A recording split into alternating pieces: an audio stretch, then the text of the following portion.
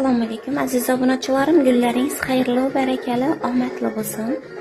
Zakaz bergan obunachilarim, zakazlaringiz keldi. Chiqarib beryapman, telefonlaringizga qarab turinglar.